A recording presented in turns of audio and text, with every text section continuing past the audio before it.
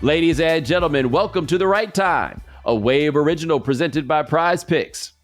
My name is Bomani Jones. Thanks for listening wherever you get your podcast. Thanks for watching us on YouTube. Subscribe, like, rate us, review us, give us 5 stars. You only give us 4 stars. I'm inclined to believe you are a hater. It is that time of week where we have a guest join us. He got a special on Hulu, the name of which I have already forgotten, but he gonna tell you what it is. It was very funny. Roy Wood Jr., what that thing called? Lonely Flowers. There we go. There we go. So the thing is, I thought it had the word lonely in it, but then I was like, nah, it didn't sound that sad, did it? And then I was like, no. It did. That was, and the whole special's about loneliness and abandonment. A comedy special on Disney, Hulu, the happy place. Well, hold on, 2 things, right? Basically, deep down, you're one of the least sad comedians that I know.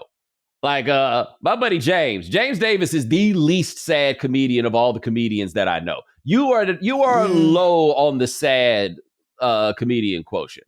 I think I'm more lonely than sad, which is a different type of place to mine comedy from. So yeah, I'm not. I am blessed to not deal with the demons of depression that a lot of people within our industry are afflicted with. Yeah, I feel like you operating on the Prince 17 days level. Prince had the line, called you yesterday, you didn't pick up your phone.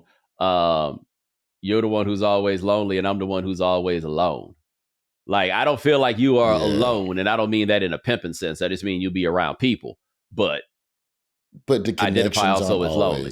Yeah, there's like, in New York City, there's maybe like 5 people where I'm like, I consider tight. And also the problem, bro, is that when you get older and you lose the friends from your, as I call it in the special, your ramen noodle days, like you're never going to have the friends that was forged in struggle and poverty or, shitty job or college, like whatever your struggle was, right? Right. Your struggle friends, if you lose them, we try to get new friends with the same roots as the struggle friends. And you ain't going to never have that. Right. It's just not possible. So the barrier for entry into friendship becomes like the bar becomes higher. So low key, man, it'd be harder to make friends. Like that's part of what I was talking about. It's like the idea of a book club, fantasy football, you got to do it. Like you got to be on purpose because you ain't going to just stumble into friends no more because you can be in your phone all day. No. You do, like, there is an intentionality with a lot of this stuff about life. Like I realized this, especially post-pandemic. Or like, I think about it living in New York in the winter, right? The thing about New York in the winter is it can be real easy to be like, I haven't left my house in 5 days because it's cold outside. And wherever you go, you got to go be in the elements unless your bread is just super long and you jumping in cars everywhere you go. Like none of there's a lot that's not going to feel pleasant. And you just have to say to yourself, hey, I am going to get up and either do this thing or I am going to call this person. Like I got one good friend and I be feeling bad because I probably agree to 1 out of 3 of his let's catch ups, but he is consistent on the let's catch up. And I appreciate his intentionality because anytime we do the catch up, it's great. He my Spanish speaking partner. Like we get together, we'll go up to Inwood or something like that, or we'll go to the Bronx, we'll post up here and we speak Spanish for an hour or 2 or whatever. But you got to do it at this age. Yeah, you got to like really set out to catch up with your homeboys. Like I'm going home for a Super Bowl. I'm going back to Birmingham for the day. And it's like, it's 1 or 2 partners I'm going to catch up with. Like, hey, man, let me come by. Let me holler at your pops. Let me see what he up to. Because conceivably, when I look at my schedule, if I don't do it this week, it's going to be April. And who knows what the hell is going to be happening then. So it's really like, man, life is just kind of weird. Like, do you ever feel like, in a way, like where retail has played a role in how we disassociate from each other now? Because I feel like retail was like, the basic social, like, all right, so like my son is 8. That used to be the basic teach your kid how to talk to strangers. Tell the lady what you want to order, little boy. Right. Man, he got a touchscreen kiosk. My son, good point. My son is running self-checkout now. And part of me, I don't like that. I don't like it. Hey, man, let's go in the line and you're going to talk to the lady. Here's my credit card. You learn how to pay for stuff and make eye contact and connect with strangers. Yeah, I will say this, man. Kids are bad at talking to grownups at this point in a way that hits me where I'm just kind of like, oh, okay. Like, I know this is not personal, but y'all don't Y'all don't put no straighten up your back. Ain't no like y'all. There's rules to how you do this. There used to be kind of a training program in learning Yeah. how to talk to people. I don't feel like they Yeah. get that no more. Sir, yes, sir. Dress right, dress. Like it's a lot of that is gone. Now that's gonna cost me 15 extra minutes in the grocery store because I'm in a long ass line for an actual cashier. But I think my son will be better off for it in the long run. It's just when I can do stuff like that, I would rather do that, man. It's just I Yeah. just think it's real easy not to talk, not to interact with nobody. So we got to get out of that habit, man. No, As I but say, that's a go lot. to the sex parties. You know, connect with people. See, that's the thing. Your special is a lot about kind of the human disconnections that we have, or just how we have become more distant as people. And it's interesting because all this thing about like the declining club membership and like how people don't go bowling anymore and all of this, they've been doing these studies for like 50 years. Like I read a 40-year-old book that was making this exact same point. Like we have gradually kind of drifted.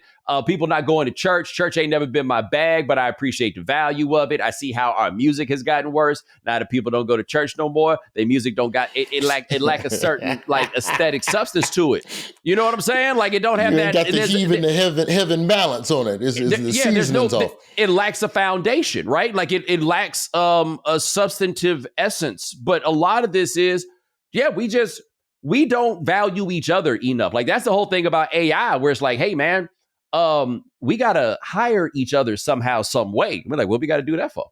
Yeah, talk to your friend, talk to the computer. Bro, I was looking at it, and I think part of what like really set me off on this road on like, all right, I don't want to do no politics this time. I don't Mm-hmm. mention Kamala or Joe. I think I might mention race once in this special. And considering my race joke volume of the previous 3 specials, this is an unprecedented choice. Bro, I was on Facebook one day, and Facebook Facebook will fuck you up because Facebook will show you just a picture from 11 years ago and just be like, man, remember these folks? I ain't talking to a single person in the picture no more. Yeah. And that shit be hurting. You be like, damn, who I replaced them with? I used to Well, hang out after the show. Man, I go straight to the house, bro. I did a gig last week. I gotta give a shout out. I can't remember the Air Force base, but you know who you are. You're in Aurora, Colorado. It's a Space Force base. I did a show for the troops.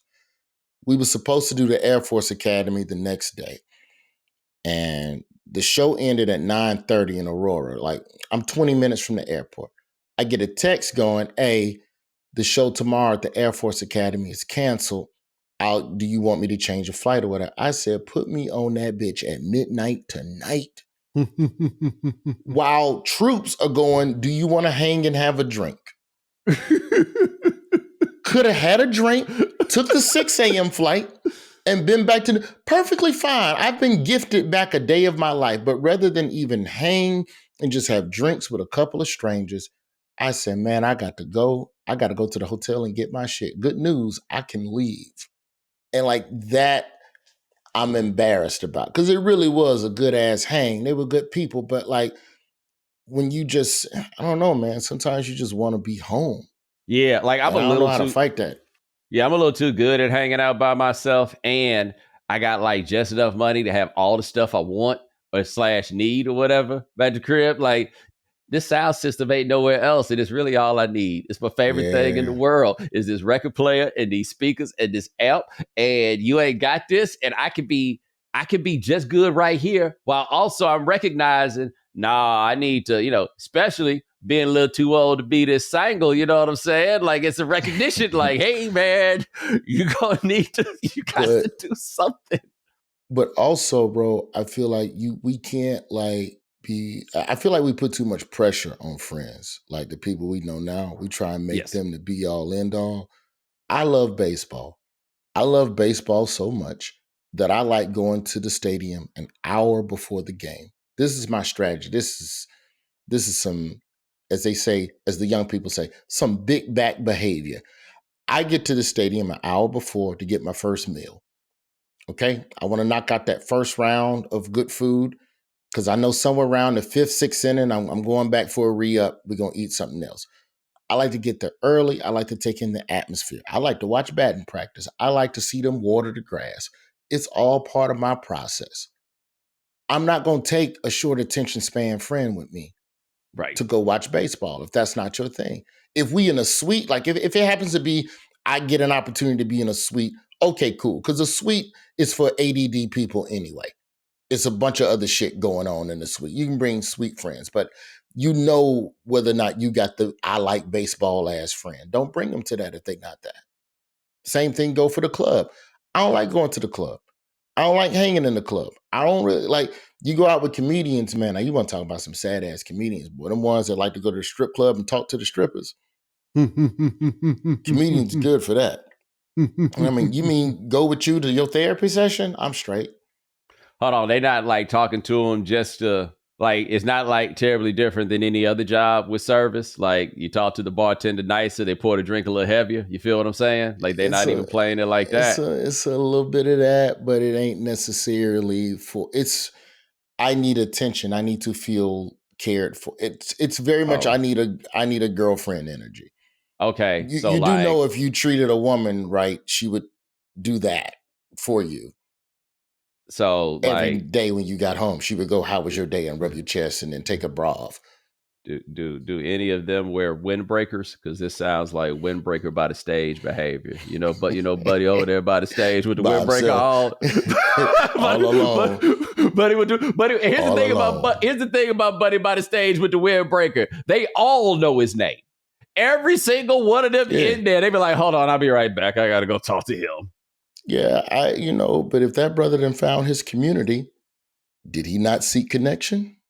I talked to my mom about this shit, man. And like, I talk about this in the special, but I got invited to a sex party, an adult one. It's an important detail you have to add nowadays. I had assumed that off the rip, but I guess these are the times. But these are the times. So I called my mom laughing about the shit. Because, me and my mom talk about my career a lot. And then my mom was like, what's wrong with people seeking connection if they all adult? And I was like, damn, you're right, Joyce. I can't even front on that. So when I see a brother alone at the front of a stage at a strip club on a Tuesday afternoon in Missouri, I'd be like, hey, man, good for you. At least you ain't out there shooting somebody. And I'm assuming you have a good job. Like part of the implicit contract is that if you're going to be in those seats, you got to spend some money, or it's a real one that will, right? Like you need to get to the back. You're being too generous now. Ain't no dude in an unwashed starter jacket from 97 got the kind of money. One of them half zip ones with the pockets. Yeah. Wearing a half zip Charlotte Hornets in the teal. Fair. And it's July. Why the fuck you wearing a half zip in July, sir? Something wrong with you. Fair. And you're musty. But I'm glad you're not murdering. I tell you something else that kind of hit me as we talk about like connection and stuff like this. I don't know if you ever feel this way, but I had a buddy of mine who hit me because he and his wife were divorcing. Okay. And I hollered at him. I talked to him when he checked him out because I wanted to make sure he was doing okay. Because I say this, and this is, I think I told him this, but I'd say this to anybody else. This is a big thing. We read all these stories about these people who lose it in the midst of a divorce, but somehow we act like it can't be our people. Like, nah, you need to divorce, do things to people, right? You need to go lay eyes on them, do all that stuff. And so I did that and everything was cool. And he said everything was cool. And I can't lie. I was like, whoo, welcome back, partner. I got my man's back. We can go kick it. We in here. We hung out this weekend, man. It felt like back in the day. You can't do that. You can't hang with no freshly divorced man. They reckless. No, he wasn't reckless. Like he chill enough. He got enough responsibilities and stuff. But for me, it was like, man, I missed you, dog. I didn't really properly realize how much. Wait, dude, you felt like he had changed the relationship when he got married. He wasn't like coming around like he used to. No. He got more time now. You know what I'm saying? Like he just got more time. Damn, Bo. Are you celebrating this man's pain? Incorrect. It's your social gain? No. See, that's the thing. Once I saw that it wasn't pain, okay, it was all good. Okay. First lap dance on me type of situation. Right. That's what I'm saying. Like, I checked if it was pain. We got through that. We got through that part / getting through that partner. Then it was like, nope, got a homie. Like we've like you talk about trying to find the people that that you was in the mud with. We was in the mud, right? You know what I discovered though about me? So, like the argument is always between men and women about when something goes wrong in my day, I don't want you to solve the problem. I just want you to be there for me, right? Like there's people of that ilk where their love language is just you being close to them. Just be with me, be sad with me. But me solve problem. And then you Right. get mad because you don't care because you're not being sad with me. But how can you say I don't care when I'm trying to solve your problem? That argument, right? Right. So I've had that argument over the course of dating numerous times, right? But what I've discovered is that it's not exclusive to women. I got a partner that was going through a terrible second divorce. And the only thing I could offer him was money because I don't know anything about the emotional, whatever that cliff is you go off of in divorce. Like I can be, as a man, I could be there for man. Let me know if you need. I don't know how to talk to you about that because I literally cannot relate. I've never been divorced. I've never been gutted like that emotionally. So the only thing I know to do is to be activity friend. And I almost and in that discovery with him, I almost wanted to go back to some of the women that are arguing and go, hey, just so you know, this wasn't exclusive to you. This is just who I am. All I know how to do is provide logistics. Yes. I'm just logistics, man. I'm incapable of just being there and being quiet because I want your pain to stop. So I'm going to always try to figure out a way to fix the pain. I'm sorry, I'm incapable of it. By the way, my friend is going through his third divorce. Right. And I that's am how. capable. I am capable of listening to it, and I'm fine with it.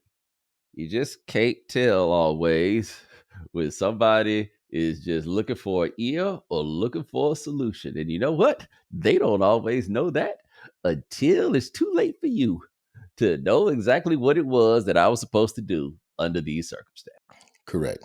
And I think that's where I tend to get a disconnect with some of my friends. Divorce is just a whole nother. A divorce is just different from a breakup because now you're getting into, hey, man, how are you going to actually function now?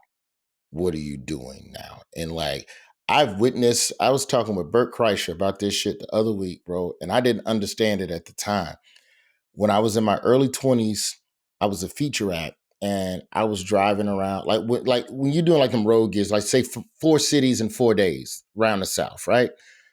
Sometimes you dealing with a headliner that ain't got a car, they car in the shop. So one comedian drives and we ride together.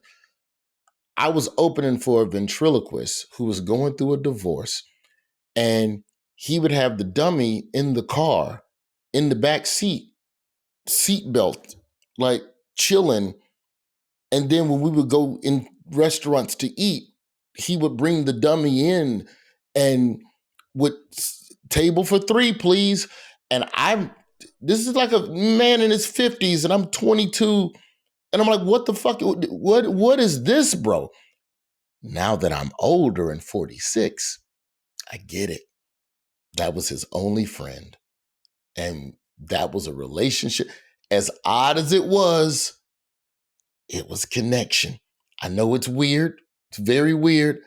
But I would rather, if I knew my friend was going through a divorce and he was talking to a doll and that was keeping him normal, fuck it. Yeah, whatever works. What do you want to eat, man? Go to the crowd, bring the doll in. Come on, man. Let's get the buffet.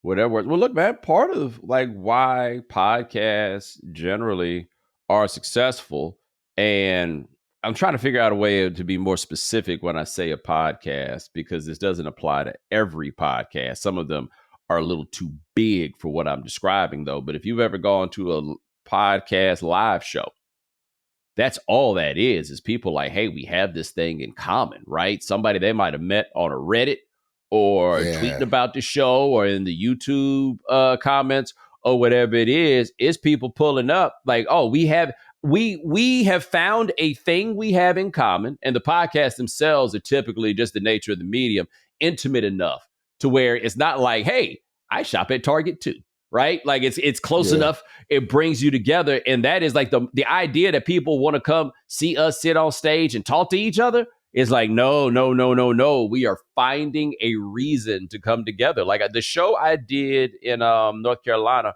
over the weekend, which I was very glad to do. And I realized it was kind of like it hit me in a way in the community sense because I realized it was the first time that I've done a show of any sort in North Carolina in over like 12 years.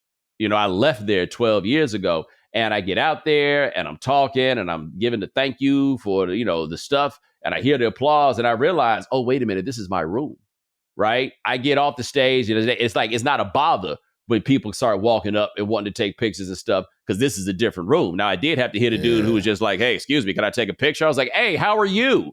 You doing all right? You feeling good? Right? He's learning. He's learning.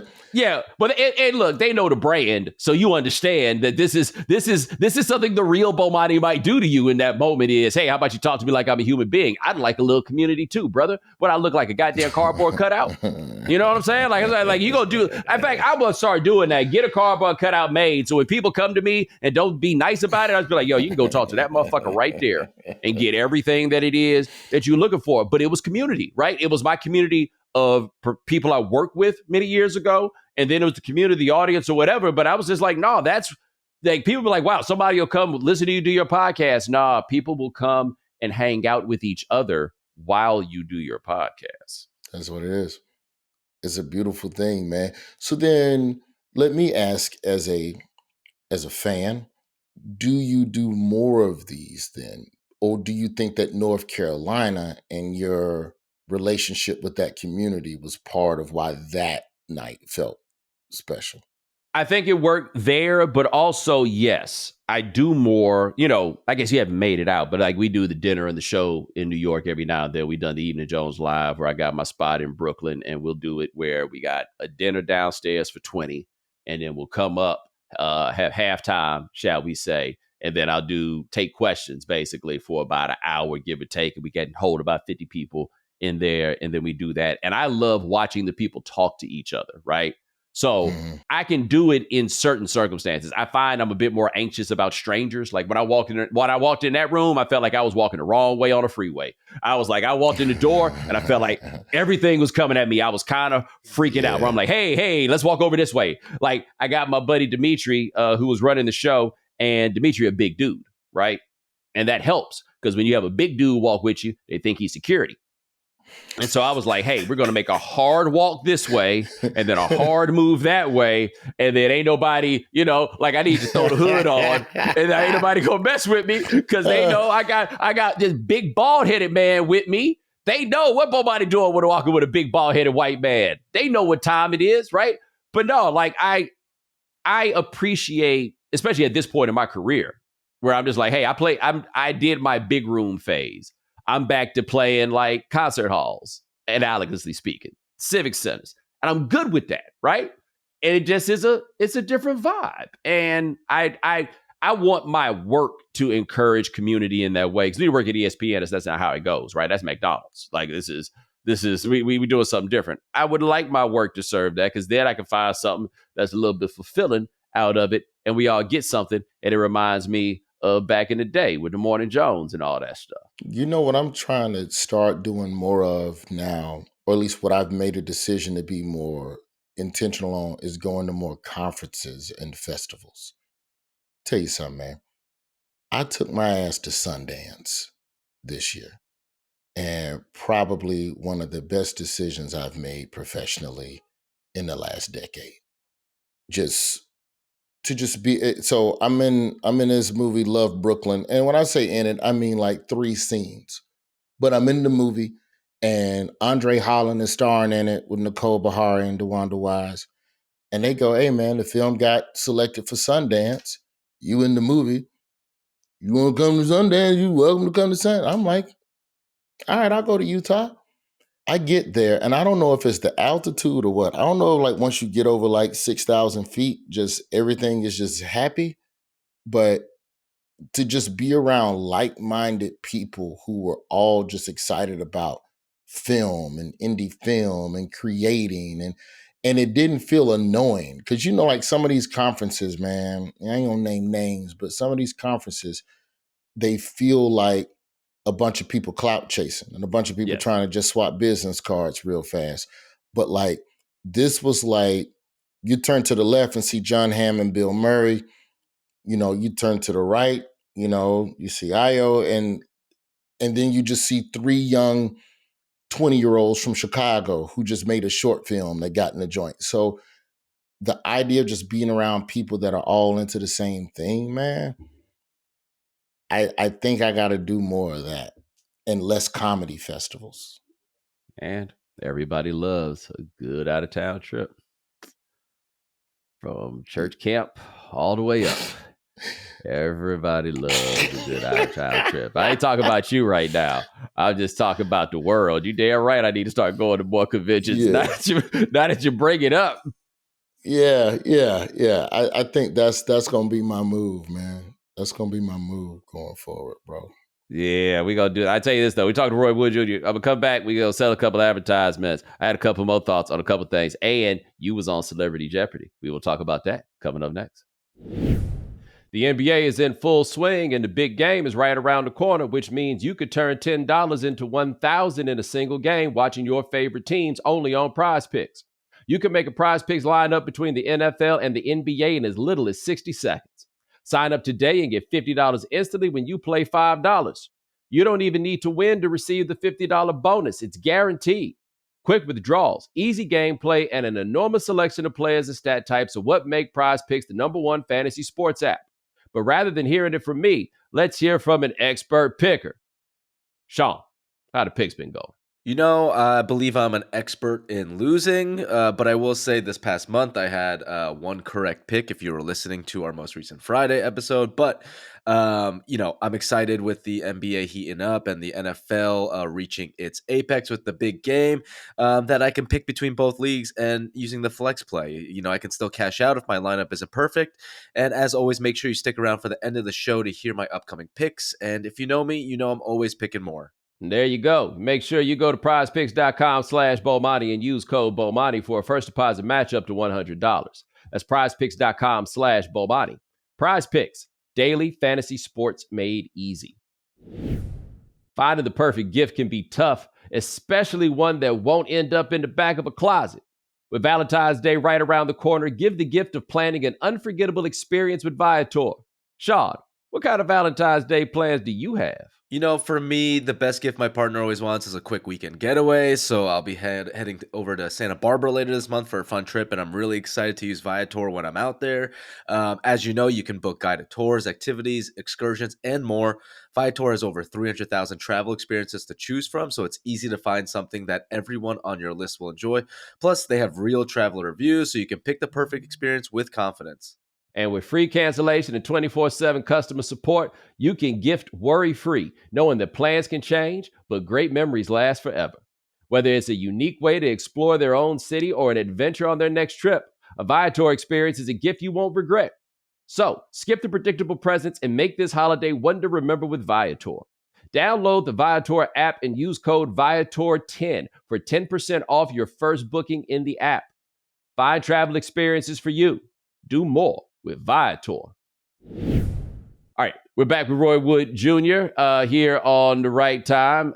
Check out Lonely Flowers on Hulu. I want to talk to you about your time on Celebrity Jeopardy, because you went on Celebrity Jeopardy. First of all, I give you all the props in the world for going on Celebrity Jeopardy, because I'm going to be honest with you. The reason I will not go on Celebrity Jeopardy is people will only they will only tolerate victory from me.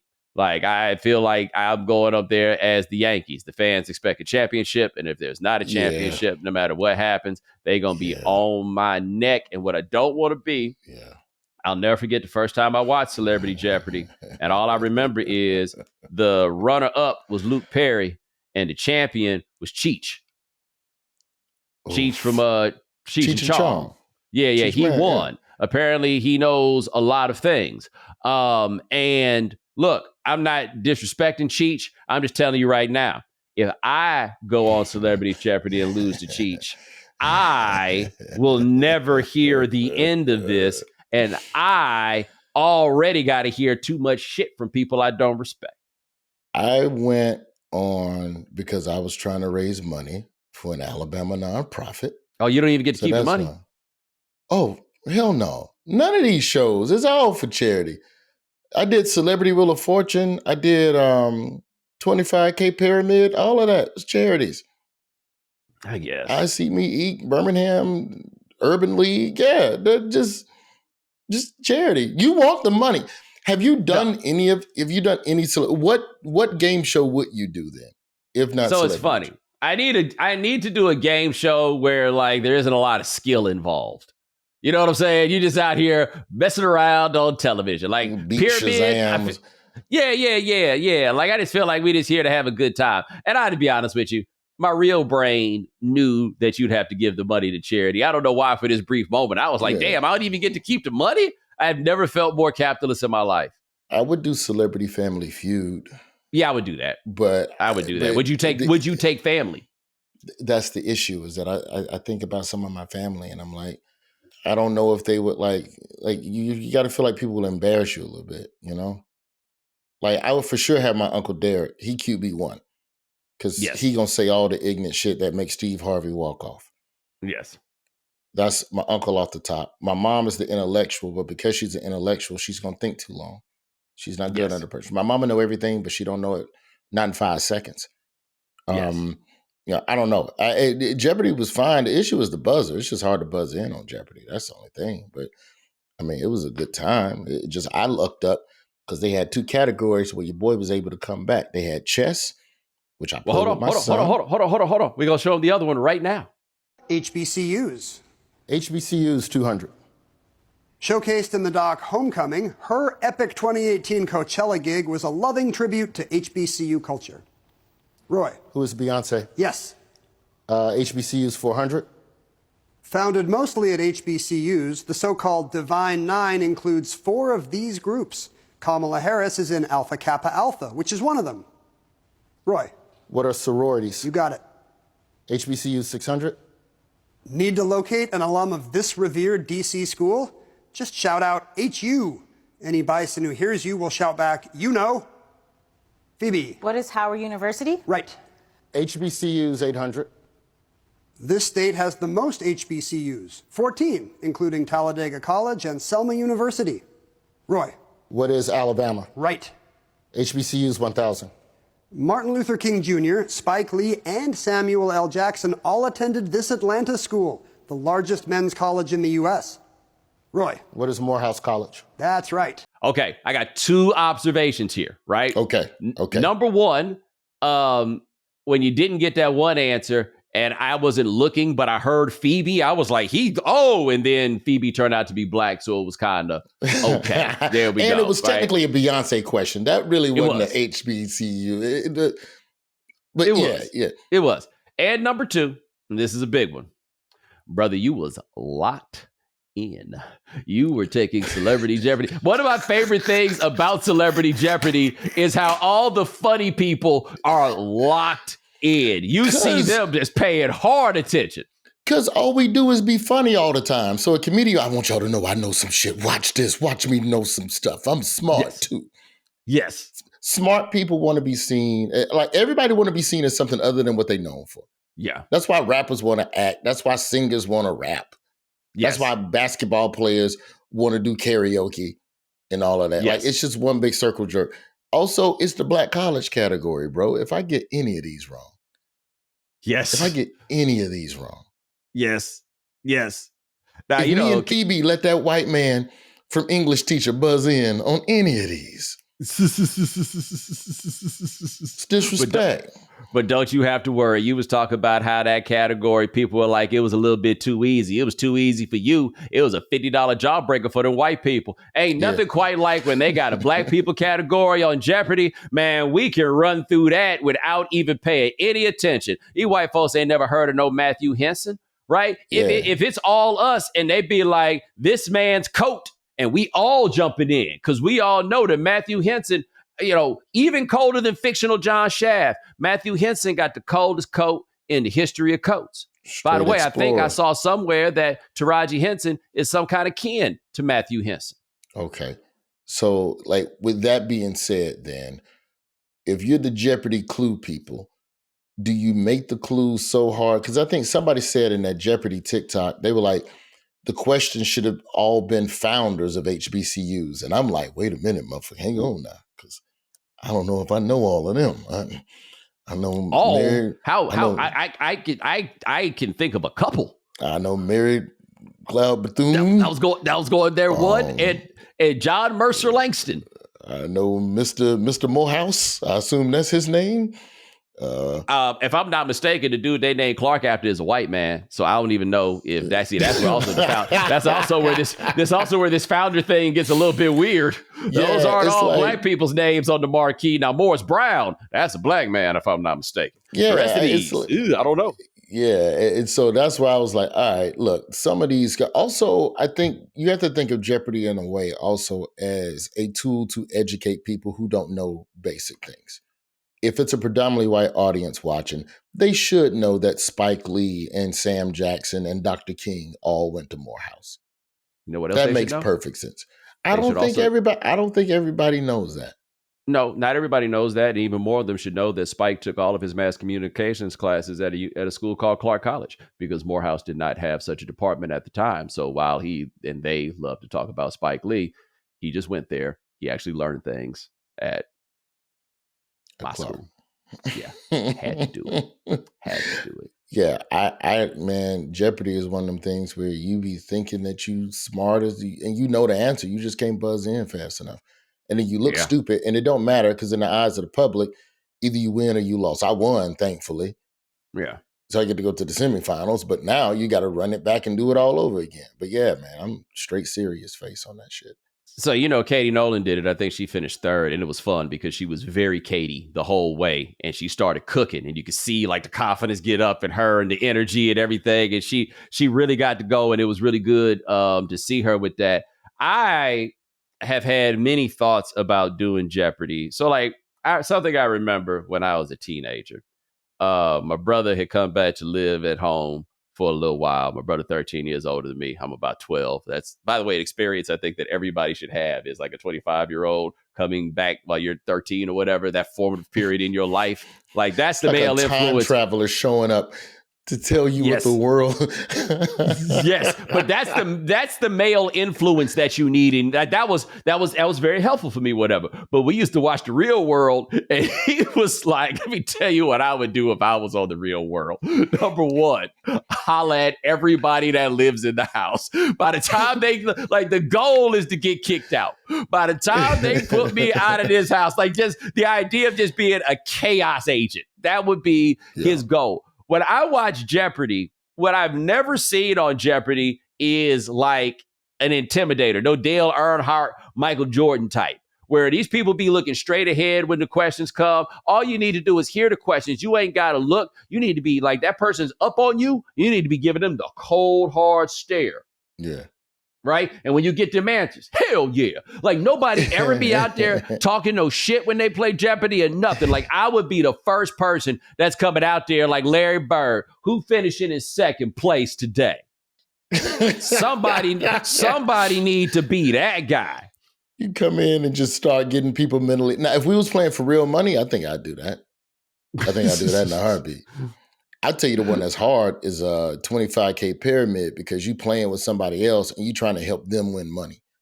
To me, that's the most pressure filled of all the game shows, because I got a question wrong. It was me and Michael Costa from Daily Show. And I can't remember if it was me or him, but we got one question wrong. Let's just say you're supposed to go 6 of 6.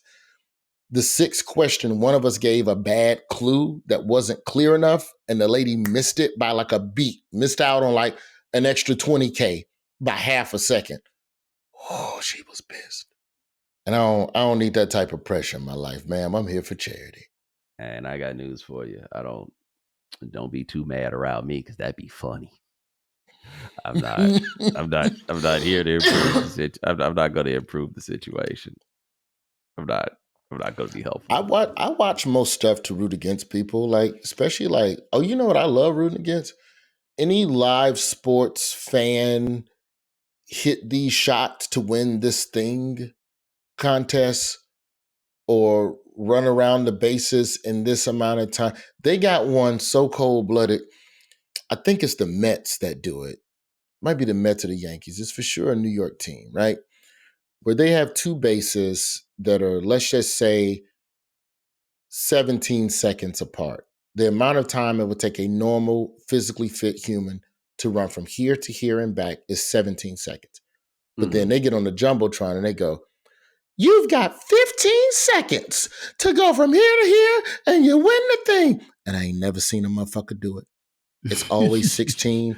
It's like a carnival game where it's crooked and you know nobody can do this unless you're like just the basketball rim like this big. Yeah, like the amount of speed you would have to possess to run between those two distances, you would be a prospect. Like it's like Wesley Snipes, Willie Mays Hayes show up in your pajamas, running sprint Major League 2 type speed. And I laugh every time because them kids be crushed. And I'm like, these are kids, bro. And y'all got these buggers out here running gassers for T-shirts that ain't even they size. Gassers. I guess we can't call them what we used to call them. Yeah, I didn't know if we could call them that no more. It's the baseball equivalent of baseline free throw, baseline half court back. And you have 17 seconds, whatever the number is. It's unreasonable. It's unreasonable. They got that beat the freeze. I love that. I love when the fans, how has nobody pulled a hammy? Because these people don't stretch. That is a great question. Now, I believe my buddy Billy Gill from the Lebertar show beat the freeze. They had set up some competitions quietly. I want to say Billy was a pole vaulter at Florida International. Oh, see, that's not fair. Yeah, so Billy, hey, the freeze played something too. But on one level, it's not fair. On the other hand, Billy white Cuban. So, like, Billy beating the freeze is something. Yeah, that's fair. That's fair. I mean, but them pole vaulters got that long gait, though. They ain't got the regular, like, quick sprint. To this day, I want to know who the person is that invented that shit. Because you want to talk about something, the trial and error portion of the formation of the activity, the juice not being worth the squeeze. Like, who was the person that was like, nah, I'll do it again? I don't, like, what do they win if they beat this dude? Because you're just pulling random alcoholics out the crowd who haven't stretched and then just go race this black man. Yes. And go. Yes. And what I also love is that doesn't the freeze still have like a regular job at the stadium, like doing like groundskeeping? Like it's not just, I think so. Like it's not like Philly Fanatic where this is all you do. It's you do shit to the sixth inning and they go, hey, you go change into your fucking hero. Hey. Put the goggles on. And that's a long run too. That running around the fence is not short. Oh, like, bro, I you hope go the foul pole to is foul well pole. compensated. That's literally what the pitchers do to warm up to get their leg strength. And you're just gonna do this out the stands. Throwing a first pitch without stretching your arm is hard enough. You got to, like, I'm shocked that the Beat the Freeze promotion has not resulted in torn hamstrings and lawsuits and liabilities. Show me the waiver. I want to see the waiver. It's got to be 5 pages. It's got to be 5 pages. Like, but I love it. I love when regular people try to do professional athletic feats and they fail, and it's entertaining. It's cool when they win every now and then. You need somebody to hit the half court shot to get the car, and good for you. But for the most part, like I tell you who does it right is the Knicks. Yo, I was at a Knicks game on Monday, and I was shocked how invested I was in their Carnival games. The Knicks, I don't know how they know that these people don't have a jumper, but they know how to pick them. The Knicks will pick somebody who look like they can hoop, and then they go, you got to hit a layup and a free throw, and you win a gajillion, billion, trillion. And that motherfucker will brick 40 layups in a row in 30 seconds and go, I'm sorry, here's a T-shirt that's not in your size. Thanks for playing. Hey, when the last time you went to a Knicks game? 2 weeks ago. Knicks Hawks on Martin Luther King. Because you and I went to a Knicks game a couple years ago, and we both had the same observation, which was it's like well, it was your observation, and I agree with it. It's like being around 20,000 people who have money on the game. No, I've never been anywhere where the audience was more invested in the sporting event and paying closer attention than the Knicks game. Maybe it's because the tickets cost so much money. I've just never seen that. Hey, man, let me tell you something. That was before the Knicks got good. Being there when the Knicks are good, hey, man, that's a whole different situation. It's no more of an exciting place to watch a sport than basketball in Madison Square Garden. Yes. And when the Knicks are good, boy, they get mad. Oh, they get mad. Let me ask you this about the Knicks as a team, though. Have you noticed Jalen Brunson? Like, he's always been a leader, but I noticed Brunson is doing more of a good cop in between the play. At the Hawks game, Cat caught a couple techs or whatever. Cat caught a tech, and then Brunson immediately was over there, good cop. Hey, officer, there's no need to send my friend to jail. Don't throw him out the game. Like, there's a degree of leadership between the whistles that I'm noticing from Jalen Brunson now as well that I thought was like really dope to see his evolution over like just his journey through maturity, as a leader on the team. But they're fun to watch. It's weird because I didn't grow up a Knicks fan, but I'm raising one. Mm-hmm. So it's like I can't not care. And also, the alternative is I'm not raising a Charlotte Hornets fan. I wouldn't do that to my son. That's not, that was a burden your father carried. I'm here to free you. I will say this, and this is an important thing about Knicks fans. And it's a lot. I think this applies to a lot of things, generally speaking, about New Yorkers. It's a lot better when you're here. The Knicks fans that you meet out in the wild and other places, they really give New Yorkers, generally speaking, the New Yorkers who aren't here give a real bad rap to the New Yorkers who are here. Let me tell you something I realized this weekend in North Carolina, brother. I have become a New Yorker. And people can say that you're not a New Yorker if you're not born here. I hear you. I'm just saying, I got to North Carolina and I get off the plane and I get to my hotel and 3 different people said hello to me. And my immediate thought was, wow, these people talking to me. And I was like, oh, shut your ass up. That's right. We talk to each other. That's how this works. And I was like, oh, okay. It's been 8 years. New York it is. That's me. Am I a New Yorker? Help me understand this. I was born in New York. I did not know that. We immediately went to the South when I was 8 months old. Mm-hmm. My parents separated. Shortly after I was born, my mama said, fuck you, I'm going to Memphis and I'm getting a graduate degree at Memphis State. Then 2nd grade, 3rd grade, my parents reconciled. And at that point, my pops had left WCBS and was now in Birmingham. And we moved to Birmingham, and that's where I was raised. But now I'm back in New York. So am I technically in New York? I don't know. I don't know. I've been here a decade. I claim South. I am South. South is what you know what I mean? Like, yeah. I feel like the person that was raised by a different family, and now I'm back home, and it's very odd. And now I get to raise my son as a New Yorker, but I still like cheese grits. So, yeah. Like, I'm from where I'm from, but in the present tense, like there's a permanence to the beginning. But I have to be honest about like, I'm at this place now where people say stuff like, I don't understand how you buy groceries and you ain't got no car. And my answer is, you just do. Like all these things that seem completely foreign to me. I'm like, you just do it. It's not as hard as you think. The train ain't that bad. I remember explaining to somebody the other day, the train's easy. I did ride the train the first year and a half I was in the city. And now I'm the person going, train easy. Why are you scared of the train? This is when I knew something else was happening with me deep down inside, Bomani. I wore a bubble vest in Alabama, which essentially, the sleeveless joint, which is essentially me saying, I'm not one of you. Yes. And that's not what I was trying to say. It's just, this is what I wear up there, and it's fine. Well, I can't tell if what you were saying is that you was an underground rapper or that you just invested in a fund that owns these people's mortgages. My mama said I'm too old to be wearing stuff how did she put it? You too old to be wearing garments that ain't complete.